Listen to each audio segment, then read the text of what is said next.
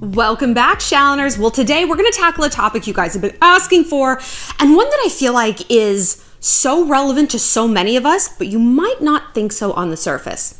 Kim and Kanye's kind of weird marriage. I'm going to break down both of their personalities, the psychology behind their union, and more importantly, what we can learn from it and how we can take like the red flags, but also the green flags from their relationship, because I see some good points and I see some bad points in there. And we can take that into our own lives, learn from it, and craft a better relationship for ourselves, right?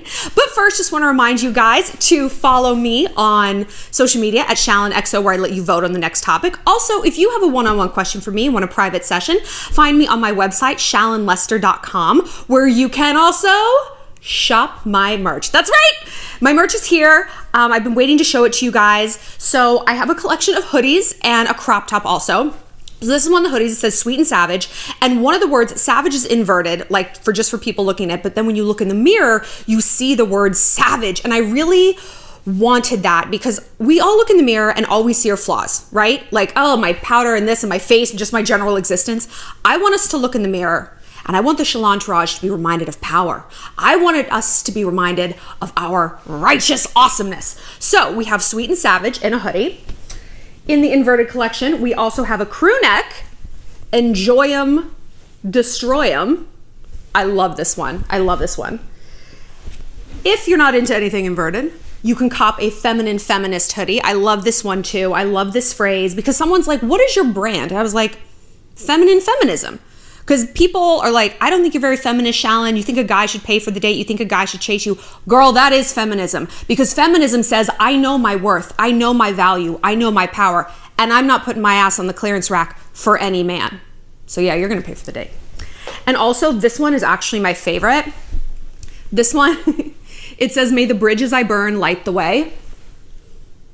I love this phrase. It's sort of like my personal mantra.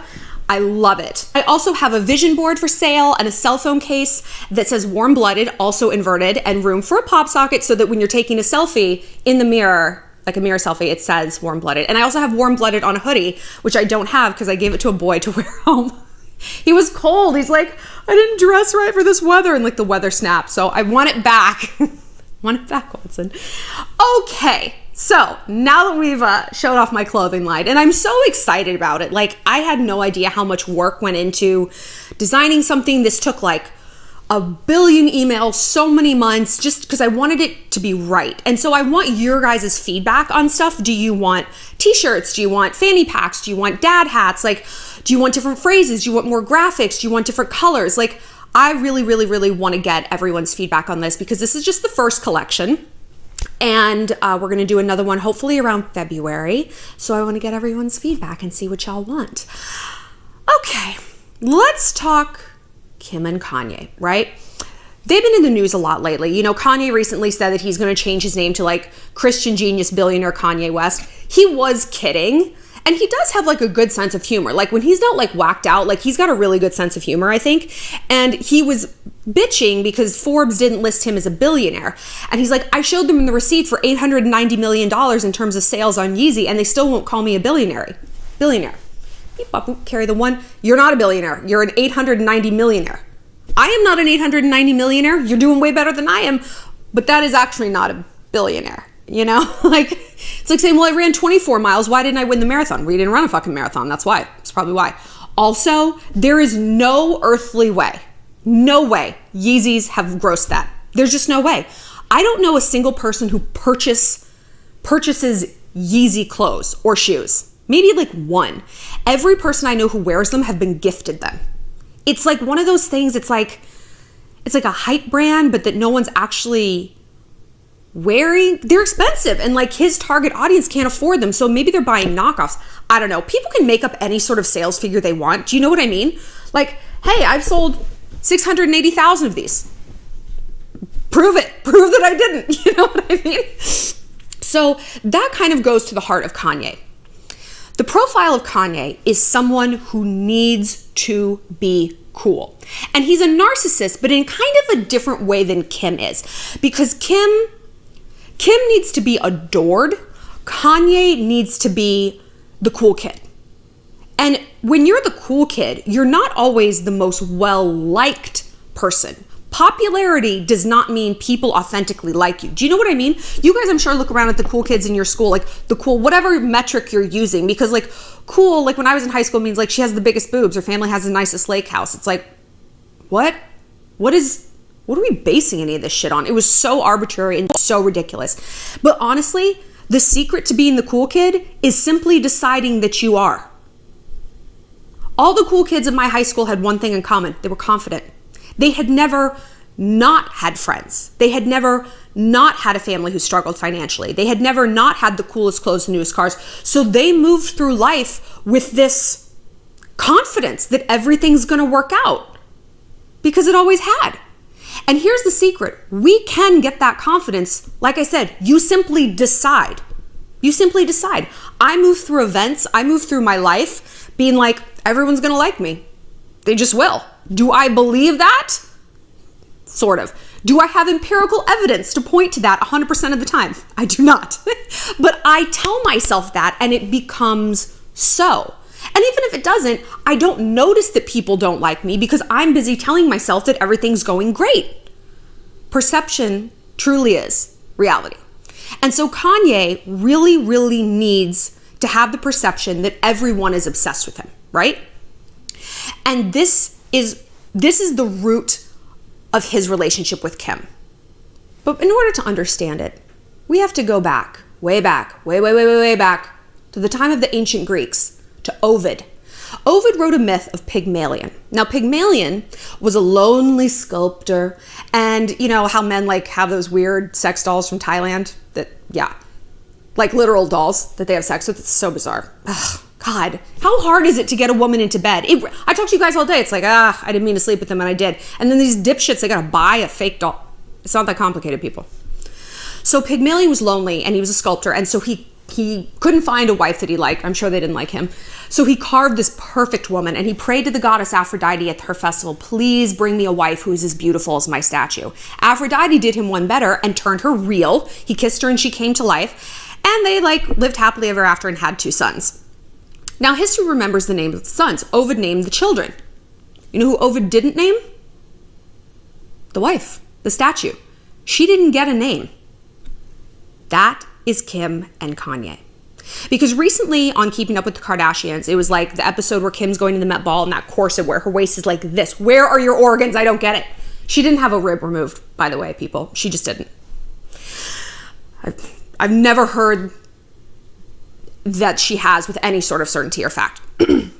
But Kanye comes to her the night before the Met Ball. She's already anxious and nervous, as we all get before a big event that we're really worked up about. And he's like, you know, there's being sexy and then there's being sexy for other people. And sometimes I feel like it's too sexy.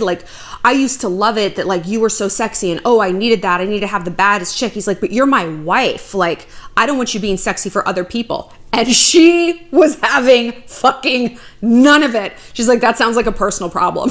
Just because you're on a journey doesn't mean we all have to go on this with you. And I was like, yes, Kimmy. Because this is the Pygmalion thing. His view of Kim is, I created you and now you belong to me. Do you think Pygmalion wanted his statue wife roaming around the markets flirting with everyone? No. He locked her ass at home. How do we know this? She doesn't have a fucking name. That's how little her personhood, her individuality mattered. And we say, it's just a myth, who cares? A real man wrote that. And Ovid chose his words very carefully, and he didn't give her a name for a reason. That was the subtext of that myth, okay? There was a lesson there for men, but there was a lesson there for women as well. And that lesson plays out today. That lesson plays out on the Kardashians, right? So Kanye has loved Kim forever. This has always been the myth of their relationship, that he saw her and was like, and what he saw in her was not only her personality. I like Kim a lot, but he saw the ability to Pygmalion. He saw the raw marble there that he could chisel away and create her to be exactly what he wanted. And did he not do precisely that? She always tells the story of when Kanye came over and raided her closet and threw her things away, and she was crying. Don't come to my house and throw my shit away. I might be a hoarder of beauty products. I have a whole beauty closet across the hall, but It is mine. Like, I would not appreciate that. Like, that goes beyond the, hey, let me help you, to you belong to me and your things, literally your possessions belong to me. We call that, in a way, like representational violence. It's not violence, but like when you have someone, like a domestic argument, and they like poke the holes out or poke the eyes out of all your pictures. That's representational violence. And so what he was doing with her clothes was representational control, right? And when I heard that, I was like, ooh, that's a really scary dynamic, because that can be a very slippery slope. It really can. I don't think Kanye's abusive. I mean, he's violent insofar that he's mentally ill. You know, you have someone dealing with bipolar disorders and stuff like that. Violence can certainly be part of that. But on the whole, he's not like a Chris Brown. Like, I don't think that that's, you know, what's going on at all. But he clearly has a need for control, right? And what happens when a control freak doesn't have it? They lash out, right? And we see this from Kanye all the time. And again, it's hard to know where his actual like mental health struggles begin, and and which is which came first, the chicken or the egg. But let's just say that none of it is a factor, because his bipolar disorder does not affect him being a narcissist, and does not affect the fact that he sees Kim as his possession. Those really do not, that's not the same thing. So that's all we're going to focus on, you know, because I'm not going to sit here and talk trash on a guy who's dealing with a mental health issue. Although I will talk trash on someone who's dealing with a mental health issue that they choose not to medicate. He's now evidently back on meds, but he wasn't for a long time. And this is what's hard about dealing with someone like that. Like, they're an adult, you can't force them. And the tension is like, they're like, I don't want to go on medicine. It's my life. And like, yes, that's true. But you are also responsible for the lives of other people, your children and your wife. If you want to live in your own like vacuum, that's fine. Don't have kids and get divorced. You know what I mean? But if you can't have it both ways, and people who think that they can are essentially emotional terrorists. They're holding their loved ones hostage because it's their way or the highway. I can cure myself through essential fucking oils or whatever. Like, okay, well, now you're asking the entire rest of your life to bend around your mania. And I don't think that's fair. But we're off topic. Let's get back to Kim and Kanye. So he saw her as this thing to mold, right? And their relationship took off while she was in another relationship with Kris Humphries. A lot of people don't know this. And if you guys are new to this channel, I used to be an editor at a celebrity magazine. So I've like heard so much about the Kardashians over the years. And we have a lot of the same people in common. So when I hear things, I hear things. And I heard, we had a reporter figure this out, that Kanye was coming over to Kim's place. I think they were in New York, because we were based here. And like the maid would find like condoms and like just, it was clearly like a hookup layer. And she was dating Kris Humphries at this time. And I think they were already engaged.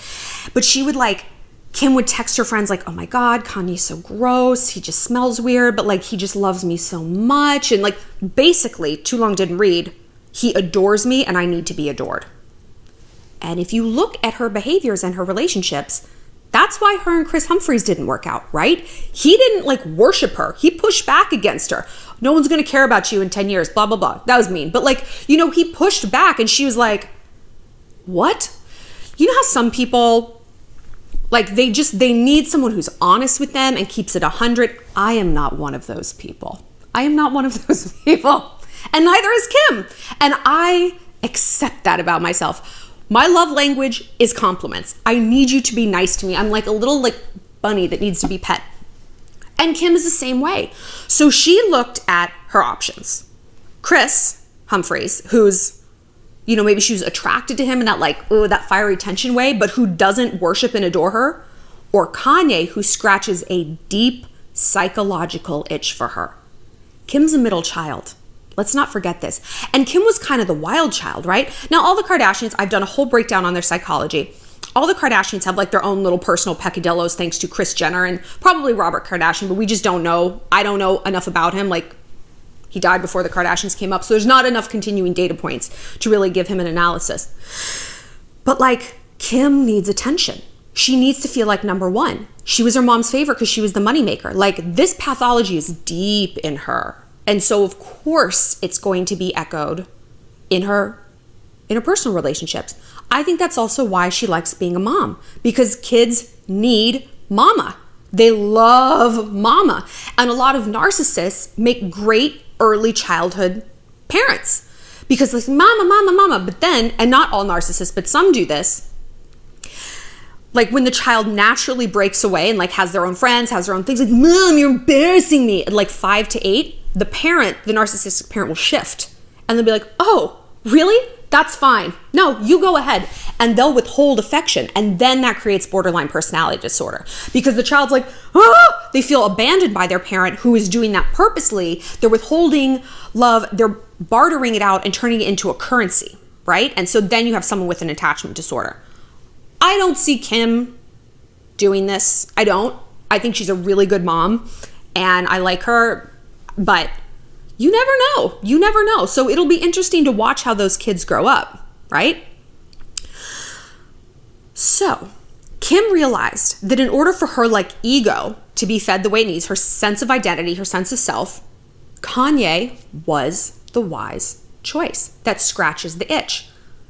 Those two do not live in the same house. Spilling some tea. They never have. They never have.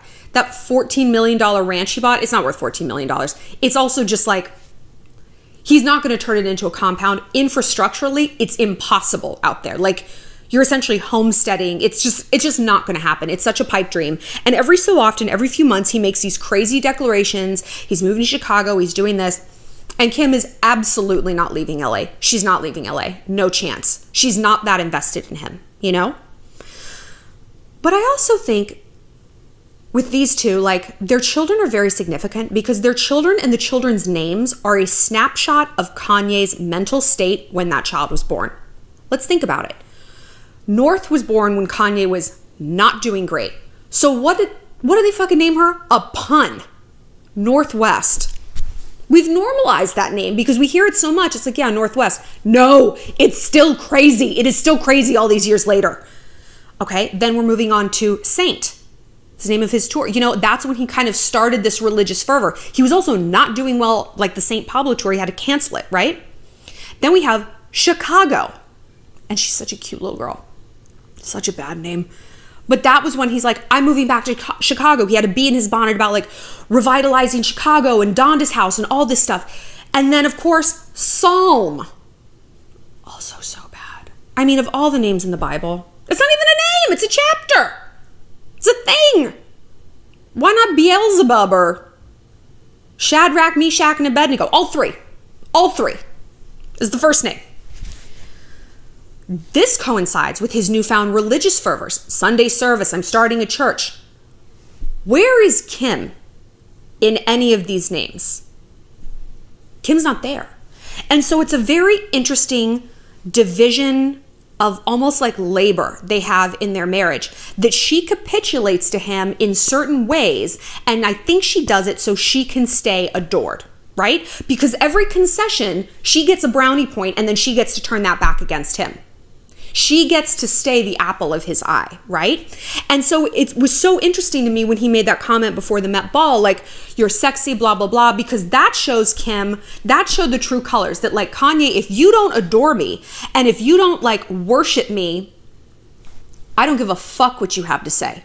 Okay. And part of your worship, like you created me. I'm the statue that has come to life. And now I'm out and about in the world like a regular person. And you don't get to turn me back into a block of stone because you're afraid of people looking at me. You created this monster. He's her Frankenstein. You know? And the whole point of Frankenstein is that the doctor can't fucking control it anymore. That's the whole problem. And that's the parable under there is be careful what you create. It gets away from you. So what can we learn from this, right? Because this is what we're here to do.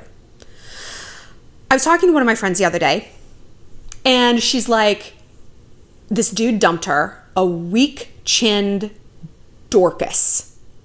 A Dorcas. And she is fucking beautiful. Beautiful. She's a model. And I hate weak chins. Weak chins, weak character. I'm going to say it. And I was like, do you really like him, though? And she's like, well, I like that he likes me. I get it. This is a psychological principle. We like people who like us, which is why psychopaths are so successful in society because they're glib and they have this superficial charm. Hey, Deb, you look great. Have you lost weight? Keep it up, girl. And people are like, like we like to be complimented and we like to feel adored, right? It taps into our basic human needs, social inclusion, ego, all of that. And I was like, okay, girl, like if all he is adoring you, I don't think that's giving enough to you because it just creates more problems than it's worth. And that's not a real relationship. Why? Because when we date people just based on their adoration, the bar always moves up. It always moves up because we don't have an organic reason to be there. We don't have that love. We don't have love. And when the going gets tough and when they withdraw that adoration, like when Kanye goes off his meds and goes crazy, Kim is like, I don't fucking need this. I'm here to be adored. And if you can't give that to me, you're useless. Right? Like, remember that episode that like Kanye flipped out because she wouldn't get him a Band-Aid? And she's like, why the fuck do I need to get him a Band-Aid?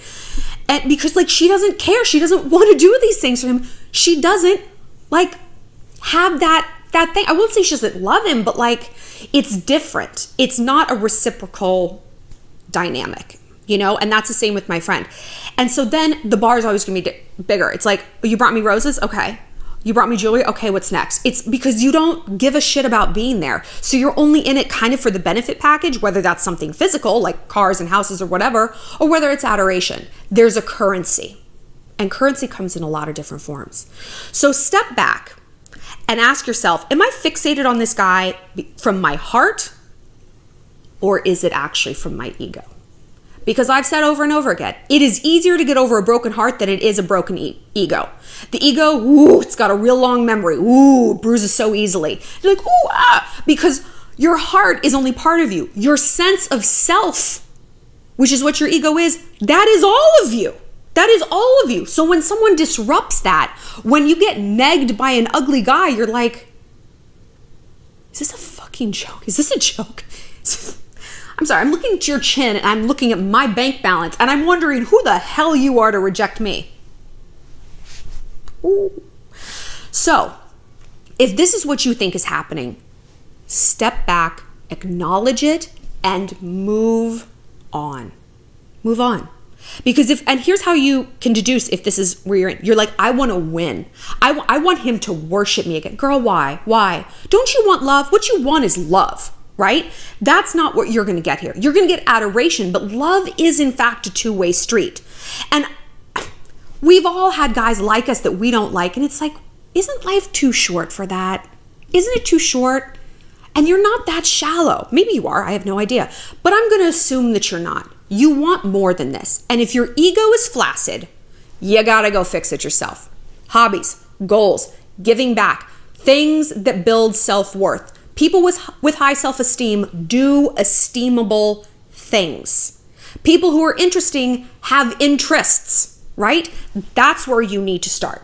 Because a weak chin man who drives stupid cars is only going to be symptomatic of a larger need within yourself. Okay? Same with Kim. I think that her going to law school and embracing this new side of her, I think that's going to spell doom for her and Kanye. I really do. I think she's going to feel so much more whole and complete as an individual. I don't think she'll need his adoration anymore. I think it will just become exhausting. And life is too short to be exhausted. We must be drawn to things that are restful. And restful does not mean boring, right? Because exciting doesn't mean healthy. And we can do it. We can get there. I want to know what you guys have to say about Kim and Kanye. And like I said, head to my Instagram, ShallonXO, where I let you vote on the next video topic. And be sure to shop my merch line. Feminine Feminist. Enjoy them, destroy them. And listen to my new podcast, Girl on Top, out every Wednesday. And if you have a love question of your own, like I said, follow me on my website, shallonlester.com, and click Get Help.